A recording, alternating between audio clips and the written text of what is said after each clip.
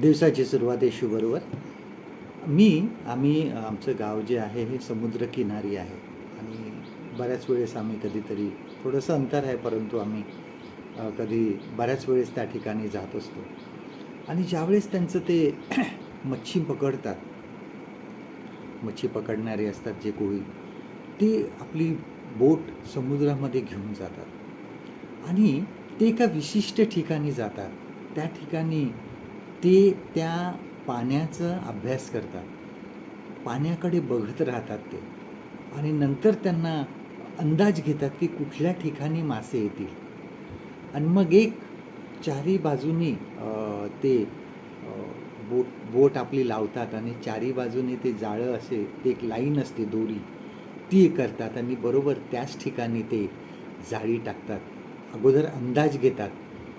असं सहजपणे समुद्रात जाऊन जिकडं वाटेल तिकडं ते जाळी टाकत नाही. पूर्ण त्या भागाचा ते अभ्यास करतात, बघतात, शांत राहतात. बघतात की साधारण कुठल्या जागी आपल्याला मासे मिळू शकतात. बघा, आपल्या ठिकाणी ज्यावेळेस आपण नदीकडे जरी जातो मासे पकडायला, त्यावेळेस त्या नदीच्या जवळून बऱ्याच वेळेस आपल्याला फिरावं लागतं.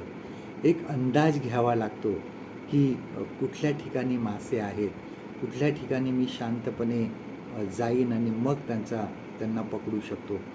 घाईघाई करून जर पकडण्याचा प्रयत्न केला तर जे मासे आहेत ते सुद्धा निघून जातात आणि मग आपल्याला ते सापडत नाही. आपल्याला प्रभू येशू ख्रिस्त ज्यावेळेस आपण ते प्रभू येशू ख्रिस्ताचं बद्दल वाचतो, त्यावेळेस त्यांना शिष्यांना काय सांगितलेलं आहे की मी तुम्हाला माणसे धरणारे बनवेन. बघा, माणसे धरणारे. प्रभू येशू ख्रिस्ताने पकडणारे सांगितलं नाही, धरणारे सांगितले. बघा, धरणारे म्हणजे बघा कसा शिकारी जो आहे हा आपलं सावज जो आहे त्या ठिकाणी ज्यावेळेस शिकारीला जातो, शिकारी जो आहे हा दबा धरून बसलेला असतो.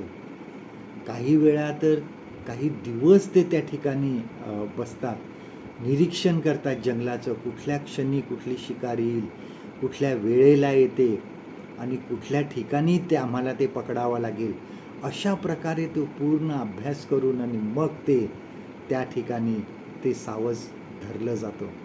ज्यावेळेस आपण पकडतो, याचा अर्थ एखाद्याच्या मागे पळतो आपण आणि त्याला पकडण्याचा प्रयत्न करतो. आपण पकडू शकू किंवा पकडू शकणार सुद्धा नाही.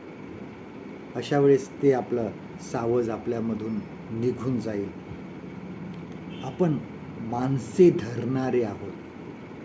ज्या ठिकाणी देवाच्या वचनाचा आम्हाला प्रसार करायचा आहे, त्या परिस्थितीचा, त्या ठिकाणाचा आम्हाला अगोदर अभ्यास करणं खूप गरजेचं आहे की ह्या ठिकाणी मी कशा प्रकारे वचन देऊ शकतो, कशा प्रकारे मी ह्या वचनाचा ह्या ठिकाणी प्रसार करू शकतो, कशा प्रकारे आम्ही त्या ठिकाणी जाऊन ते वचन सांगू शकतो. सर्व परिस्थितीचा अभ्यास करा आणि मग पुढे जा. बघा, मी माणसे धरणारा आहे म्हणजे मी लोकांना वचन सांगण्यासाठी संधी पाहतो आणि परिणाम जो आहे हा देवावर सोपवतो.